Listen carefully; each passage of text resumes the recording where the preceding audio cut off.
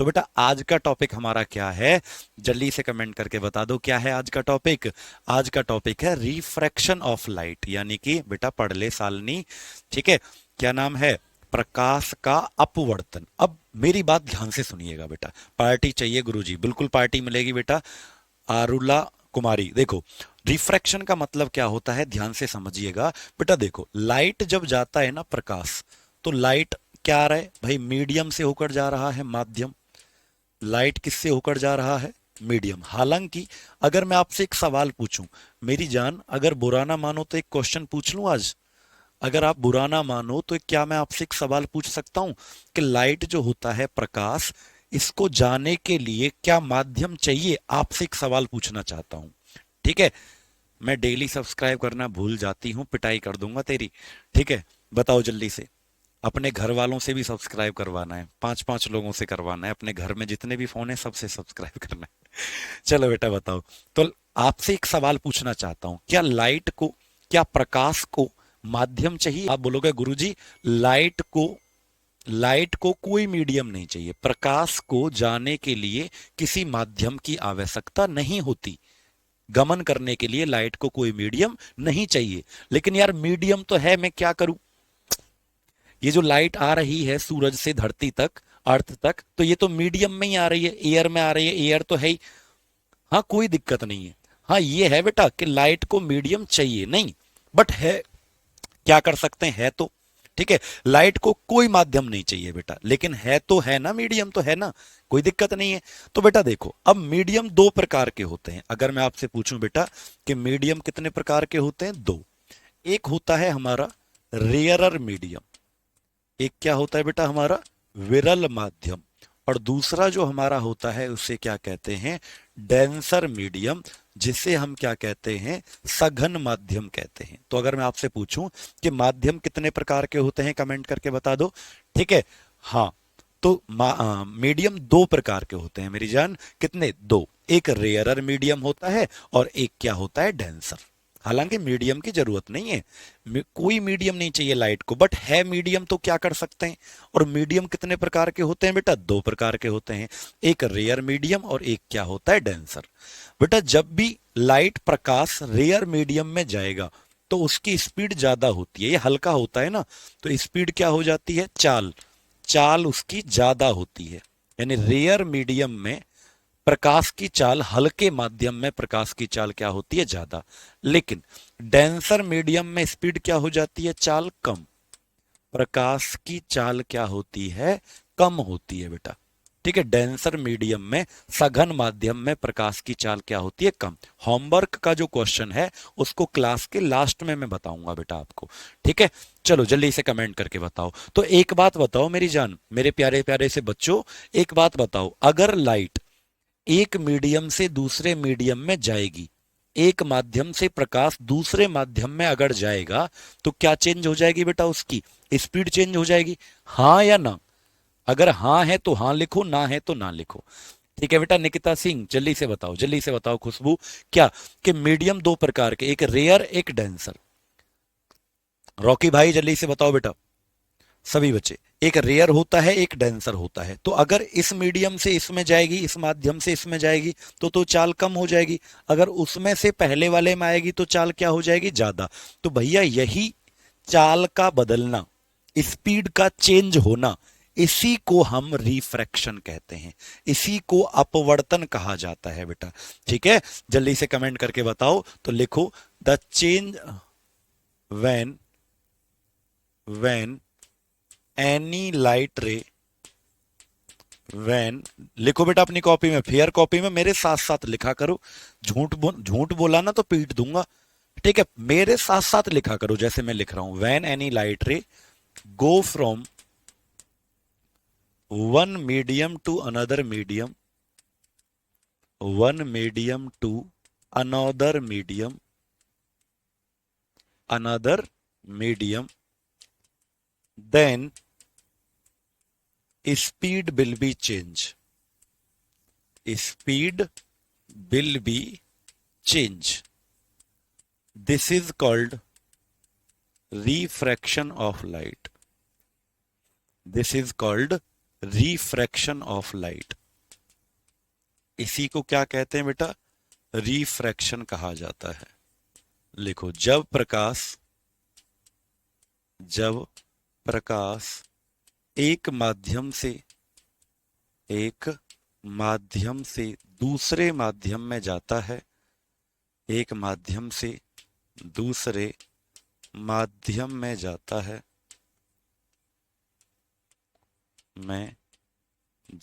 है, तो चाल बदल जाती है, चाल बदल जाती है।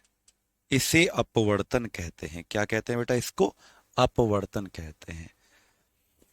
हाय, आप इतने क्यूट हो, आपसे कौन झूठ बोल सकता है? ऐसे ना बोलो बेटा, पागल बच्चों। तो चाल बदल जा सकती है, तुम पिटने के काम मत किया करो। इस घटना को अपवर्तन कहते हैं। क्या कहते हैं बेटा? समझ में आ गया होगा ना सबको? अपवर्तन कहते हैं। करके दिखाएंगे अभी तुमको हम, है ना? तो मीडियम दो प्रकार के होते हैं। जब मीडियम चेंज हो जाएगा बेटा, तो रितेश जी क्या हो जाएगा? आपका रिफ्रैक्शन हो जाएगा, स्पीड बदल जाएगी, तो इसको क्या कहते हैं? रिफ्रैक्शन कहते हैं। ठीक है बेटा, बस यहीं तक अभी हमने पढ़ाया। अब ध्यान से सुनिएगा बच्चों, अब आप लोग ध्यान से सुनिएगा, मैं आपको करके दिखाता हूं। ठीक है, करके दिखाता हूं रिफ्रैक्शन कैसे होता है। ध्यान से देखो। देखो बेटा, जैसे मैंने कहा, अब ध्यान से देखिएगा, प्लीज लिखना मत। अब थोड़ी देर के लिए लिखना बंद कर दो बच्चों, और ध्यान से देखो। देखो, जैसे मैंने कहा, ये कांच का कोई टुकड़ा है। ये क्या है बेटा? कांच का टुकड़ा। ऐसे समझ लो, ये कांच का कोई टुकड़ा है ना, कांच का। शीशे का था दिल मेरा, पत्थर का जमाना था। तो ये कांच का टुकड़ा है, ग्लास। कांच को क्या कहते हैं? ग्लास। ये कांच का टुकड़ा है ना बेटा? अब देखो, मैंने कहा कि यहां पे तो क्या है? एयर है। ऊपर तो क्या है? हवा, एयर। तो हवा एक अलग मीडियम है बेटा, और कांच एक अलग मीडियम है। आप लोग कमेंट करके बताओ, जल्दी से कमेंट करके बताओ कि इन दोनों में से, एयर और ग्लास, कांच, इन दोनों में से कौन रेयर मीडियम है, यानी विरल माध्यम कौन सा है? अनुराग तोमर कह रहे हैं अब चाय नहीं पीते। भैया पियेंगे, एक बार तो पी तो ली। सुबह यूट्यूब वाली क्लास देखते हो तुम लोग? कौन कौन देखता है बताना कमेंट करके। सुबह 10 बजे वाली क्लास देखा करो बेटा, रेगुलर। और एक क्लास अभी 1 बजे मेरी होने वाली है। ठीक है, कहाँ पर होगी? चुप चुप बता रहा हूं तुमको कहां पर होगी। RG state exam YouTube channel पर होगी, और उसमें कंप्लीट थ्योरी जीरो से पढ़ाया जाएगा। तो जो बच्चे कह रहे हैं कि जीरो से पढ़ना है फिजिक्स, तो पहला टॉपिक आज मैं वहां पर पढ़ाऊंगा, मात्रक और मापन, यानी unit and measurement, Trikal batch के अंदर। ठीक है, तो इसके जस्ट बाद 1 बजे से वो क्लास स्टार्ट हो जाएगी बेटा। सभी लोगों को आना है, अच्छे से पढ़ेंगे। तो बेटा, ऊपर एयर है, नीचे क्या है? ग्लास, और नीचे भी एयर है। तो आप बोलोगे सर हवा तो हल्की होती है, कांच क्या होता है? भारी होता है। तो एयर जो है, हवा, वो कौन सा मीडियम है बेटा? रेयर की डेंसर? तो आप बोलोगे एयर जो है, हवा, वो तो ये है विरल माध्यम, वहां पर स्पीड क्या होगी? ज्यादा। और जो बेटा कांच है, वो क्या हो जाएगा? डेंसर, वहां पर स्पीड क्या हो जाएगी? कम। यही बात है कि नहीं? हाँ, चलो अब सुनो ध्यान से। अब सुनो ध्यान से कि मान लो ये कोई लाइट की रे है, प्रकाश की किरण। ये कोई लाइट की रे है, प्रकाश की किरण। ठीक है बेटा, ये लाइट की रे ऐसे आई। अब ये जैसे ही कांच के अंदर जाएगी, भाई साहब, जैसे ही कांच के अंदर ये जाएगी, तो इसकी स्पीड क्या हो जाएगी? कम। इसकी चाल क्या हो जाएगी बेटा? कम हो जाएगी। तो चलो मैं ना एक नॉर्मल बना लेता हूं बाबू। मैंने क्या बना लिया? ये नॉर्मल बना लिया। ये मान लीजिए कोई क्या है? नॉर्मल। नॉर्मल किसे कहते हैं? अभिलंब। यानी नॉर्मल कोई ऐसी लाइन होती है, जैसे मान लो मैं कहूं कि भैया ये मैंने ऐसे, ये मेरा कोई प्लेन है, सरफेस एकदम समतल है, और इसके ऊपर 90 डिग्री से कोई लाइन खींच दें, 90 डिग्री से खींच दें अबुजर अहमद बेटा, तो इसको नॉर्मल कहा जाता है, अभिलंब कहा जाता है। तो मैंने क्या बना लिया भैया? ये नॉर्मल बना लिया। अब देखो एक बात सुनो गुड्डा बाबू, एक बात सुनो, कि अगर ये कांच की प्लेट नहीं आती, कांच की प्लेट नहीं आती, तो जो हमारी ये रे है आने वाली, ये तो ऐसे सीधे जा रही थी एकदम, ऐसे जा रही थी सीधे एकदम, हाँ या ना? ये तो ऐसे एकदम सीधे जा रही थी बेटा। अगर ये कांच की प्लेट नहीं आती, तो ये तो ऐसे सीधी जा रही थी एकदम। अब कांच की प्लेट आने की वजह से, कांच की प्लेट आने की वजह से ये क्या होगा बेटा, इसकी स्पीड क्या होगी, कम या ज्यादा, तुम खुद सोच के बताओ। आप खुद सोच के बताओ कि जैसे ही ये प्रकाश की किरण कांच के अंदर जाएगी तो अपनी जो वास्तविक चाल थी, रियल स्पीड, उससे कम होगी कि ज्यादा हो जाएगी। तो आप बोलोगे, खुशबू सिंह बेटा क्या बोलोगे, जल्दी से बता दो। हाँ, आप बोलोगे कम हो जाएगी सर, क्योंकि कांच भारी है, उसमें जाने पर स्पीड क्या हो जाएगी, कम। ठीक है, तो स्पीड जैसे ही कम होगी बेटा इसकी, ये नॉर्मल की तरफ झुक जाती है, ऐसे। यानी ये तो इसका ओरिजिनल स्पीड था, वास्तविक रास्ता। अब जैसे ही इसका स्पीड कम हुआ, ये क्या हुई बेटा, अंदर की तरफ ऐसे झुक जाती है, तो नॉर्मल की तरफ झुक जाती है बेटा। ठीक है, अब देखो बच्चों, अब देखो ध्यान से, फिर से मैंने क्या बनाया, एक और नॉर्मल मैंने यहां पर बना लिया। ये भी मैंने क्या बना लिया, नॉर्मल। नॉर्मल तो कहीं भी बना सकते हैं बेटा, नॉर्मल तो कभी भी बना सकते हो, किसी भी सतह पर 90 डिग्री के कोण से एक लाइन खींच दो, उसी को अभिलंब कहते हैं, नॉर्मल कहते हैं बेटा।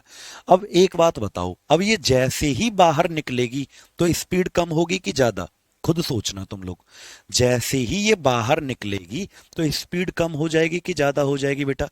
धन्यवाद Abhishek ji, thank you so much. बताओ जल्दी से, प्रांजल वर्मा जल्दी से बताओ बेटा कि अब बाहर निकलेगी तो स्पीड क्या हो जाएगी, ज्यादा। क्यों हो जाएगी ज्यादा बेटा, क्योंकि अब तो उसको खुला खुला मिला भाई। जैसे अब कांच में तो कम थी स्पीड, जैसे हवा में निकलेगी, एयर में, तो स्पीड क्या हो जाएगी, ज्यादा। तो बेटा एक चीज नोट कर लो मेरी जान, क्या, कि जब स्पीड कम होती है, चाल कम होती है, तो वो नॉर्मल के पास में आती है, पास में आती है।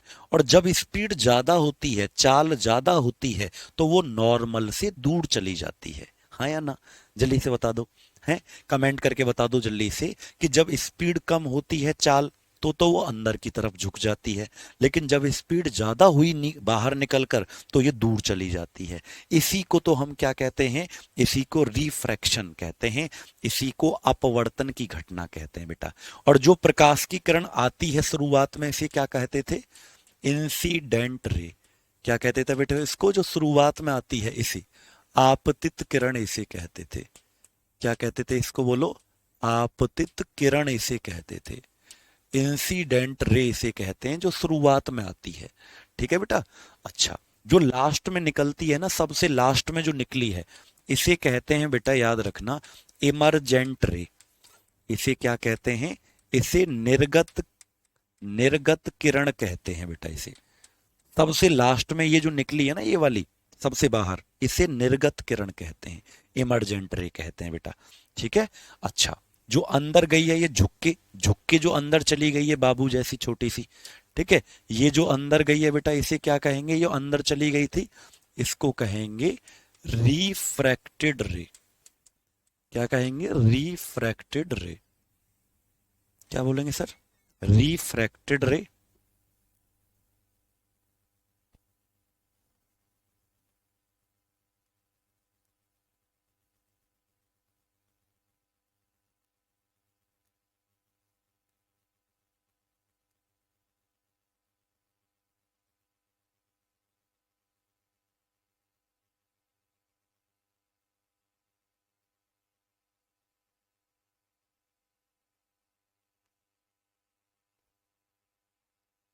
रिफ्रैक्टेड रे, इसे क्या कहेंगे बेटा, रिफ्रैक्टेड का मतलब क्या है, भैया कचौड़ी आ गई, अब मैं कचौड़ी खाऊंगा, मुझे भूख लग रही है बेटा।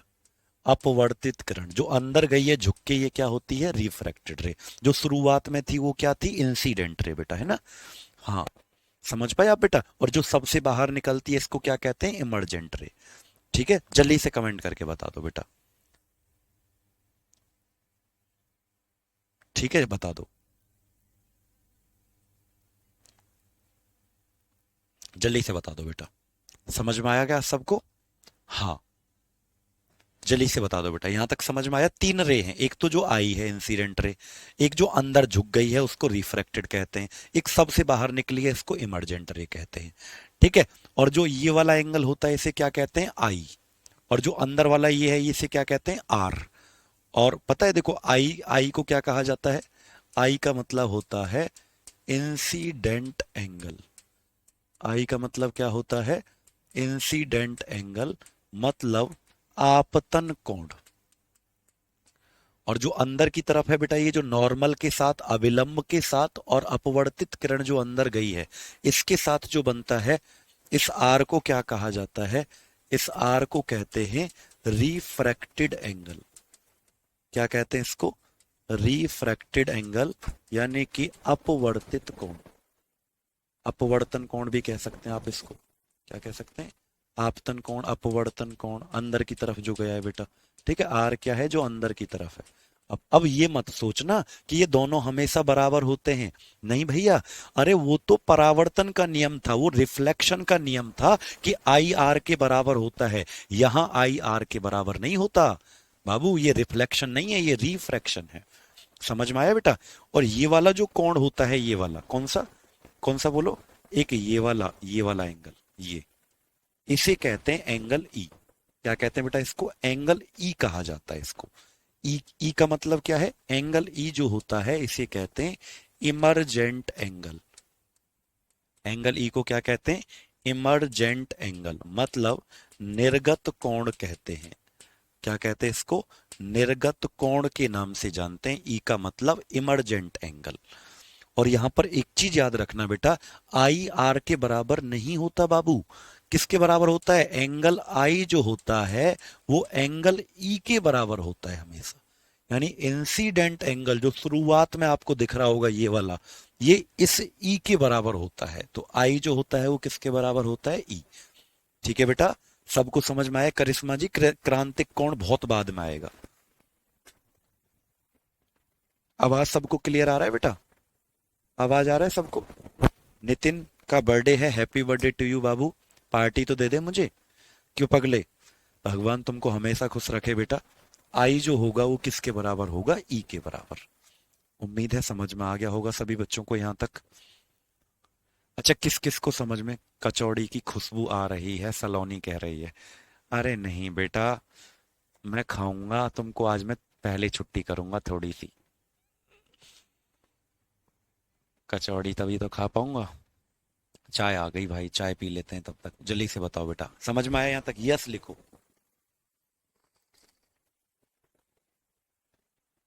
इसमें से क्वेश्चन कैसे पूछा जाता है? क्वेश्चन ऐसे पूछा जाता है बेटा कि इंसिडेंट एंगल जो होता है, आपतन कोण या आपतन कोण जो होता है, वो कौन से कोण के बराबर होता है? तो आपतन कोण निर्गत कोण के बराबर होता है, इमरजेंट एंगल के बराबर होता है बेटा। ठीक है, ऐसे क्वेश्चन आता है। क्या आई और आर बराबर होते हैं? गलत। नहीं, आई और आर बराबर यहां पर नहीं होते। डायग्राम बना लिया सभी ने? अच्छा बेटा, एक चीज सुनो, ये सबसे बाहर में जो निकली है इसको क्या कहते हैं? Emergent ray. और जो dot dot dot dot dot dot करके ये मैंने आगे बढ़ाया है, इसको क्या कहते हैं? कमेंट करके बताओ। ये डॉट डॉट डॉट करके मैंने आगे बढ़ाया, इसको कहते हैं इंसिडेंट रे। भाई ये इसका, आकाश गौतम अपना एक बार आवाज क्लियर आ रही है सबको? आकाश गौतम बेटा आपको ही आवाज नहीं आ रही, बाकी सबको आ रही है। इसलिए आप लोग उसको एक अपने फोन को चेक कर लो, पानी में धुल लो उसको थोड़ा सा, डस्ट आ गई है उसमें। देखो बेटा, तो मैंने कहा ये इंसिडेंट रे है, आपतित किरण। इस यही तो है डॉट डॉट वाली इंसिडेंट रे। बेटा ये हमेशा ऐसे ही चलती रहती है, ऐसे ही, ये ऐसे ही चलती रहती हैं, ये कभी भी आपस में मिलेंगी नहीं। तो बेटा याद रखना कि इंसिडेंट रे जो है वो सीधी एकदम आ रही है ऐसे, और ये जो इमरजेंट रे है ये पैरेलल होती हैं, ये समानांतर होती हैं, ये कभी भी मिलती नहीं है बेटा, है ना? तो याद रखना क्या कह रहा हूं बेटा मैं, incident ray is always parallel to emergent ray. Emergent ray मतलब आपतित किरण, आपतित किरण किसके समानांतर होगी बेटा? निर्गत किरण के, निर्गत किरण के समानांतर होती है, समानांतर होती है। आपतित किरण निर्गत किरण की क्या होती है? पैरेलल। ये दोनों ऐसे ही समानांतर चलेंगी बेटा। उम्मीद है समझ में आ गया होगा बेटा आपको। आगे चलें, अब आगे बढ़े। यहां तक समझ में आ गया सबको? यस लिखो बेटा कमेंट में, यस। और कौन कौन बच्चा आज मुझे 1 बजे सपोर्ट करने वाला है। 1 बजे आपकी क्लास चलेगी बेटा, RG state exam YouTube channel पर। मैं उसकी लिंक भेज दूंगा। लिंक कहाँ भेजूंगा? Science by Pushpendra sir telegram channel है, उस पर मैं लिंक भेज दूंगा। तो आपको सपोर्ट करना है। आज की क्लास में ज्यादा से ज्यादा बच्चे लाइव आने चाहिए। 1 बजे जो क्लास चलने वाली है, त्रिकाल बैच हमारा चला हुआ है। आज उसके अंदर टॉपिक क्या होगा? यूनिट एंड मेजरमेंट, मात्रक और मापन। ठीक है बेटा, चलो अब देखो। तो उम्मीद है आपको यहां तक समझ में आ गया बेटा। अब हेडिंग डालो। इसके 2 लॉ होते हैं, जैसे आपने रिफ्लेक्शन के 2 नियम पढ़े थे ना। थैंक यू सो मच माही सिसोदिया सिंघानिया। देखो बेटा, इसके भी 2 नियम होते हैं। तो हेडिंग डालिएगा, लॉस ऑफ रिफ्रैक्शन। क्या हेडिंग डालना बेटा? लॉस ऑफ रिफ्रैक्शन, मतलब अपवर्तन के नियम। क्या हेडिंग डालेंगे बेटा? अपवर्तन के नियम। जैसे आपने परावर्तन के 2 नियम पढ़े थे ना, एंगल आई बराबर एंगल आर पढ़ा था एक। तो ऐसे ही बेटा आपको पवन जी क्या होता है, इसके भी 2 नियम होते हैं। इसके भी कितने नियम होते हैं? जल्दी से कमेंट करके बता दो। 2 नियम होते हैं। ठीक है, चलो। जैसे सबसे पहला जो नियम इसका होता है, तो आप यहां पर एक चीज नोटिस करो बेटा। नोटिस तो तुम बहुत करते हो, खैर चलो देखो। सर सरफेस, जब एनी सरफेस से टकराकर हमारे अ, तक साउंड आती है तो उसके बीच में डिस्टेंस क्या कहते हो बेटा? 17.2 मीटर होती है। आकाश जी, आपके क्वेश्चन का आंसर देखो बेटा। देखो बच्चों, मैंने कहा कि यहाँ पर आपको 3 तरह की रे दिख रही हैं। एक तो ये क्या है, जो पीली वाली लाइन है स्टार्टिंग में, इसे कहते हैं आपतित किरण। और जो बीच वाली लाइन है, इसे क्या कहते हैं? जो ग्रीन कलर की, हरे रंग की, इसे नॉर्मल कहते हैं, अविलंब। और जो अंदर की तरफ मुड़ गई है बेटा, इसे क्या कहते हैं? अपवर्तित किरण। तो ये तीनों के तीनों, यानी ये आने वाली, ये बीच वाली, और जो अंदर की तरफ गई है, ये तीनों के तीनों, क्या ये एक ही प्लेन पर हैं? हाँ या ना बेटा? देखो, हाँ या ना? क्या ये तीनों एक ही समतल पर हैं? बोलो जल्दी से बेटा। क्या ये तीनों एक ही समतल पर हैं? देखो, आने वाली, बीच में खड़ी जो है, और ये जो अंदर गई है, ये तीनों के तीनों एक ही प्लेन सरफेस पर होती हैं। ठीक है बेटा, तीनों की तीन। तो सुनो, अपवर्तन के 2 नियम होते हैं बेटा। एक नियम तो मैंने समझा दिया कि जो ये वाली रे है, एक जो अंदर गई है और एक जो बीच में खड़ी है, ये तीनों एक ही प्लेन पर होते हैं, है ना? ये तीनों क्या होते हैं? एक ही प्लेन पर। कौन कौन सी? एक होती है इंसिडेंट रे, जो आती है, कॉमा, एक क्या होता है? नॉर्मल रे। और एक क्या होता है बेटा हमारा, जो अंदर की तरफ गई है, यानी इसे क्या कहते हैं? रिफ्रैक्टेड रे। लिखो, ऑल लाइज, ये तीनों जो है एक ही प्लेन पर होते हैं। All lies on the same plane. All lies on the same plane, ये एक ही समतल पर होते हैं बेटा। ठीक है आर्यन जी, बताओ जल्दी से बता दो। तो लिखो, आपतित किरण, जल्दी से बताओ बेटा क्या कह रहा हूं मैं?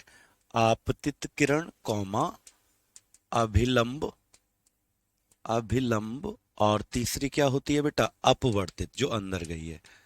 अपवर्तित किरण, तीनों एक ही समतल पर होते हैं। तीनों एक ही समतल पर होते हैं। तीनों एक ही समतल पर होते हैं। समझ में आ गया? तीनों एक ही समतल पर होते हैं बेटा। आगे चलें क्या? ठीक है, अब मैसेज का रिप्लाई कर दिया करूंगा। ठीक है बेटा, चलो कोई बात नहीं। दूसरा नियम क्या आता है बेटा? देखो, मैंने कहा था कि यहां पर ये वाला एंगल क्या होता है? आई। और जो अंदर गया है, ये क्या होता है? आर। ये वाला एंगल ए आई होता है, और ये क्या होता है? थैंक यू सो मच भावना। देखो बेटा,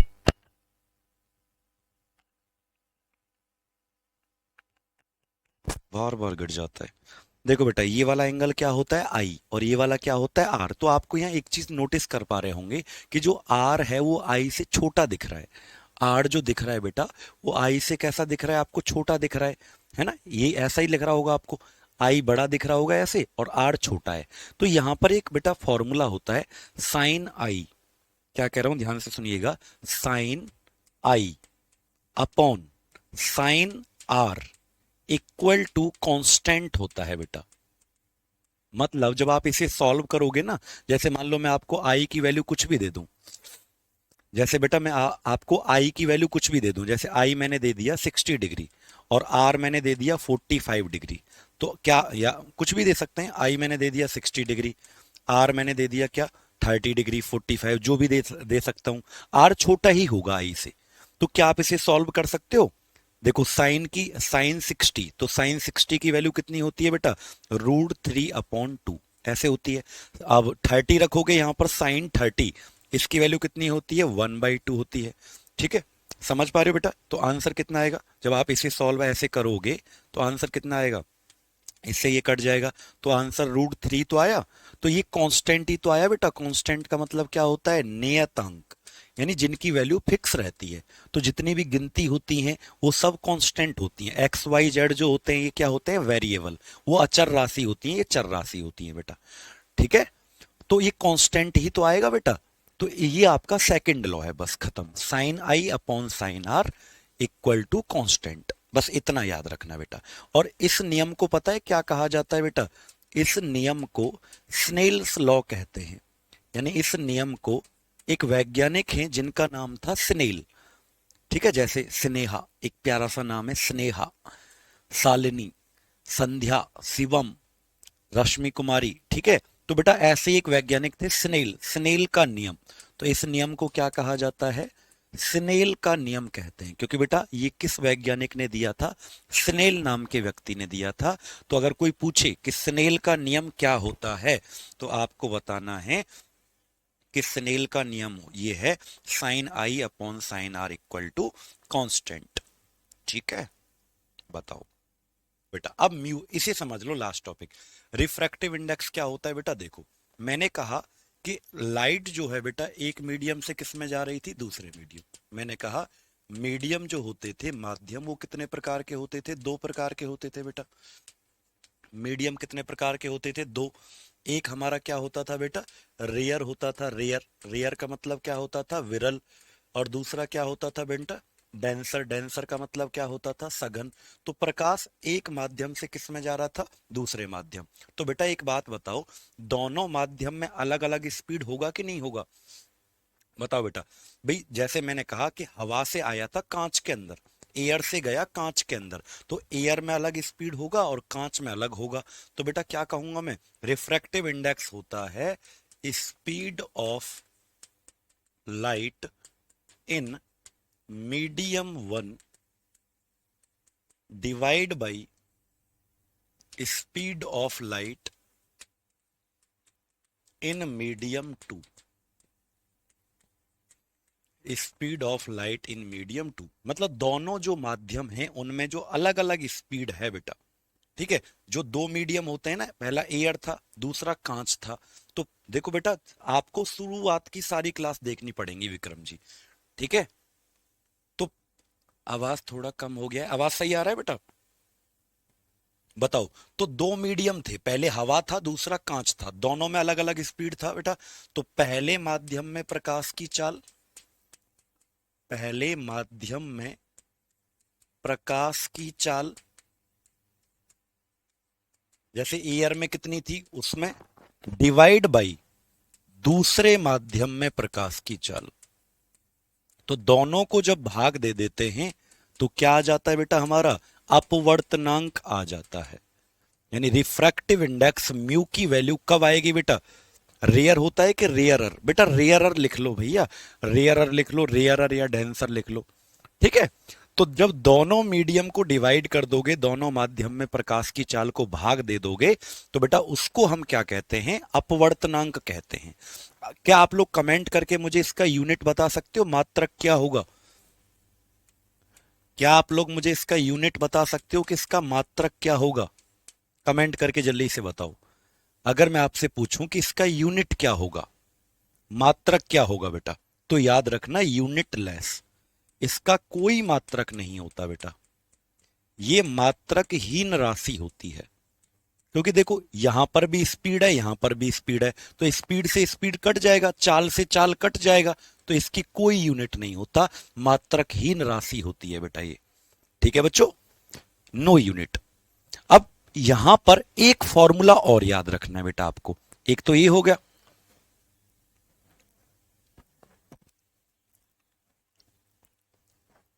एक तो ये हो गया बेटा आपका क्या, अपवर्तनांक। लेकिन एक और फॉर्मूला आता है बेटा, इसका छोटा भाई है वो, ऐसे समझ लो, वो जो फॉर्मूला अब आने वाला है ना, वो इसका छोटा भाई समझ लीजिए आप। चलो तो बेटा अगला टॉपिक हमारा क्या आता है, इसका नाम होता है एब्सोल्यूट, इसका छोटा भाई है ये, एब्सोल्यूट रिफ्रैक्टिव इंडेक्स। क्या होता है बेटा, एब्सोल्यूट रिफ्रैक्टिव इंडेक्स। इसे क्या कहते हैं बच्चों, सापेक्षित अपवर्तनांक। इसे क्या कहते हैं, सापेक्षित अपवर्तनांक इसे कहा जाता है बेटा। अब ये क्या होता है ध्यान से समझिएगा बच्चों, उसमें और इसमें क्या अंतर है, उसमें और इसमें क्या अंतर है। देखो तो अब आता है absolute refractive index. Refractive index क्या होता है बेटा, जैसे मैंने कहा कि जब दो मीडियम है, दो मीडियम भाई देखो, अपवर्तन जो घटना हम पढ़ रहे हैं रिफ्रैक्शन, उसके लिए कम से कम कितने मीडियम होने चाहिए, दो होने चाहिए, यानी एक में से दूसरे में जाएगा। तो दोनों मीडियम कुछ भी हो सकते हैं, मान लो कांच में से जा रहा है लोहे में, आयरन में, कांच में से यानी ग्लास में से जा रहा है प्लास्टिक, कहीं भी जा सकता है किसी में भी, यानी कोई भी दो मीडियम हो सकते हैं। बट बेटा जब भी यहां पर एब्सोल्यूट वर्ड लग जाए, एब्सोल्यूट, देखो अब तक तो रिफ्रैक्टिव इंडेक्स था, अब क्या है एब्सोल्यूट रिफ्रैक्टिव इंडेक्स। तो जब एब्सोल्यूट वर्ड लग जाए बच्चों, तो फॉर्मूले में थोड़ा सा चेंज हो जाएगा, ऊपर वाले में क्या होगा, स्पीड ऑफ लाइट, इसका फॉर्मूला क्या होता है लिखो, speed of light in air या वैक्यूम। मतलब मीडियम वन की जगह मैंने क्या लिख दिया, एयर या वैक्यूम, हवा या निर्वात, और divide by speed of light in medium two. मतलब एब्सोल्यूट का मतलब होता है, सापेक्षित का मतलब होता है कि हमेशा लाइट एयर से किसी दूसरे मीडियम में जा रही है, हवा से किसी दूसरे माध्यम में जा रही है बेटा। ठीक है, तो याद रखिएगा, तो क्या लिखेंगे, फॉर्मूला क्या हो जाएगा, आ, हवा या निर्वात में, हवा या निर्वात में प्रकाश की चाल डिवाइड बाई दूसरे माध्यम में प्रकाश की चाल, डिवाइड बाई दूसरे माध्यम में प्रकाश की चाल। तो बेटा दोनों में अंतर समझ में आ गया, कहा क्या है, वहां पर तो एनी टू मीडियम, वहां पर दो माध्यम कोई भी हो सकते हैं, जरूरी नहीं है कि हवा ही हो, कोई भी, कांच हो सकता है, लोहा हो सकता है, आयरन, कुछ भी हो सकता है। बट एब्सोल्यूट के अंदर पहला मीडियम जो होगा वो हमेशा क्या होगा बेटा, क्या होगा, हमेशा वो एयर ही होगा। प्रैक्टिस करवाएंगे, चिंता मत करो, अभी तो थ्योरी पढ़ा रहे हैं बेटा, जब इस चैप्टर को पूरा कर लेंगे तो प्रैक्टिस भी करेंगे इसकी हम। निरपेक्ष, बेटा सापेक्षित लिख लो, निरपेक्ष लिख लो, एक ही बात है। एब्सोल्यूट का मतलब सापेक्षित अपवर्तनांक या निरपेक्ष, उसका सापेक्षित और निरपेक्ष वर्ड का मतलब होता है जब तुलना करते हैं हम एयर से। ठीक है बेटा करिश्मा, ठीक है बच्चों, सापेक्षित लिख लो या निरपेक्षित लिख लो, कोई दिक्कत नहीं है, हिंदी का वर्ड सेम ही है, दोनों का मीनिंग। ठीक है, अब देखो इसको किससे रिप्रेजेंट करेंगे, म्यू से ही रिप्रेजेंट करते हैं दोनों को, दोनों को म्यू से ही दर्शाते हैं। इसकी भी कोई यूनिट होगी क्या, नहीं, मात्रक तो इसका भी नहीं होगा, अंतर ही नहीं है ना दोनों में बेटा, थोड़ा सा अंतर है बस, वहां पर मीडियम वन कोई भी हो सकता है, लेकिन यहां पर medium one is the necessary, जरूरी है कि यहां एयर होना चाहिए बेटा। ठीक है, तो यहां पर भी यूनिट लेस, ये भी मात्रकहीन होता है, यहां पर भी क्या होता है, मात्रकहीन होता है, इसकी भी कोई यूनिट नहीं होती बेटा। ठीक है, इसका भी सिंबल म्यू होता है दोनों का, समझ में आ गए। नौसद अली जली से बताओ बेटा, समझ में आ गया सबको। बस अंतर ये है, ये मीडियम वन होता है, यहां पर एयर हो जाता है, बस टू तो टू रहेगा इन मीडियम टू। ठीक है, ये मीडियम टू तो टू ही रहेगा बेटा, मीडियम वन की जगह एयर या वैक्यूम आ गया है। अच्छा अब सुनो बेटा, इसको मैं ऐसे लिख सकता हूं, म्यू, म्यू बराबर सी, सी कहते हैं speed of light in air. देखो बेटा विज्ञान की भाषा में हवा में प्रकाश की चाल या निर्वात में प्रकाश की चाल को सी से दर्शाते हैं, और वी क्या हो जाएगा, वी हो जाएगा चाल, speed of light in medium two, इसे वी से दर्शाएंगे, और इसे किससे दर्शाएंगे, हवा में प्रकाश की चाल को सी से, और ये म्यू। तो ये एक सूत्र याद रखना, ये फॉर्मूला क्या करना है याद, म्यू बराबर सी बटे वी। म्यू बराबर सी बटे वी। बेटा एक क्लास और लगेगी इस चैप्टर में, कल ये पूरा हो जाएगा। क्या हो जाएगा, म्यू बराबर सी बटे वी, आपको याद रखना है। यूनिट लेस कैसे होगा बेटा, देखो ऊपर भी स्पीड है नीचे भी स्पीड है, तो स्पीड से स्पीड कट जाएगा, चाल से चाल कट जाएगा, तो मात्रक हीन आएगा इसीलिए। ठीक है खुशबू, तो फॉर्मूला क्या हो जाएगा, म्यू बराबर सी बटे वी, इसका फॉर्मूला हो जाएगा। ठीक है बेटा, अब हेडिंग डाल लीजिएगा लेंस। लेंस पढ़ते हैं। अच्छा, 3 रिफ्रैक्टिव इंडेक्स याद रखना। अगर मैं पूछूं रिफ्रैक्टिव इंडेक्स, 3 चीजों का याद रखना आपको, यानी अपवर्तनांक अगर मैं पूछूं तो कितनी चीजों का याद रखना है आपको, 3। अपवर्तनांक 3 चीजों का आपको याद रखना है। एक तो सबसे ज्यादा किसका होता है, डायमंड का। हीरे का कितना होता है, 2.4। और ये बेटा मैक्सिमम होता है, अधिकतम। अगर कोई पूछे ना कि सबसे ज्यादा अपवर्तनांक किसका होता है, तो आप कहना डायमंड का सबसे ज्यादा अपवर्तनांक होता है। ठीक है बेटा, ऊपर वाले का कोई फॉर्मूला नहीं है बेटा, ऊपर वाले का कोई फॉर्मूला नहीं है, स्पीड को डिवाइड कर देना बस। अच्छा, सी की वैल्यू कितनी होती है आपको पता भी तो है। चाल कितनी होती है प्रकाश की चाल, 3 × 10⁸ मीटर पर सेकंड। तो ये तो आपको पता भी है। हवा या निर्वात में प्रकाश की चाल कितनी होती है, लाइट की स्पीड 3 × 10⁸ मीटर पर सेकंड। ठीक है, तो म्यू, एन, म्यू को एन भी कह सकते हैं। बहुत सारे बच्चे रिफ्रैक्टिव इंडेक्स को एन से दर्शाते हैं, लेकिन हमने किससे दर्शाया है, म्यू से। ठीक है बेटा, उम्मीद है समझ में आ गया। तो हीरे का याद रखना है, हवा, एयर, हवा का होता है 1, और ये मिनिमम होता है बेटा, ये न्यूनतम होता है, 1 से कम नहीं होता, 1। अगर मैं पूछूं ग्लास, कांच का कितना होता है, अगर मैं पूछूं वाटर का कितना होता है, पानी का, तो ये आपको 4 याद रखने हैं बेटा। ये आपको 4 क्या करने, याद रखने हैं। अगर मैं आपसे कांच का पूछ लूं तो क्या होगा कांच का,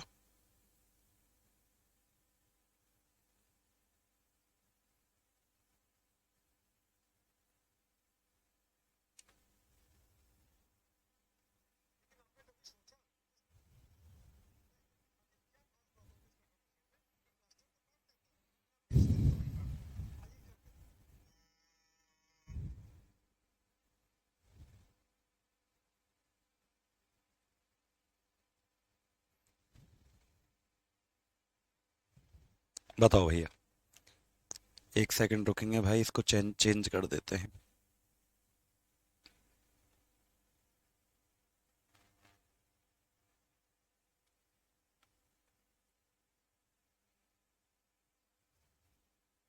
बहुत बढ़िया, चलिए, बार बार डिस्टर्ब करता है सर। हाँ बिल्कुल हो जाएगा। तो बताओ बेटा, एक इसका मिनिमम, इसका मैक्सिमम, कांच का 1.5, और इसका कितना होता है 1.3। ये 4, 1 2 3 4 आपको क्या करने, याद रखने हैं। ठीक है, 1 2 3 4 आपको क्या करने हैं, याद रखने हैं। अधिक अपवर्तनांक का मतलब क्या है कि वो मजबूत चीज है, सबसे हार्ड चीज होती है डायमंड बेटा, धरती पर उपस्थित सबसे कठोर चीज क्या होता है, हीरा होता है। तो बच्चों आज की क्लास को यहीं तक रखते हैं। कोशिश तो मेरी ये थी कि लेंस आज पढ़ेंगे, लेकिन कोई बात नहीं, कल को लेंस वाला, और ये कल कंप्लीट हो जाएगा चैप्टर। कल ये चैप्टर क्या हो जाएगा, कंप्लीट, यानी कि पूरा टॉपिक कल खत्म हो जाएगा। लाइट का बेड़ा पार करवा देंगे कल हम आपको बेटा। ठीक है, कल हम लाइट को बेड़ा पार करवा देंगे।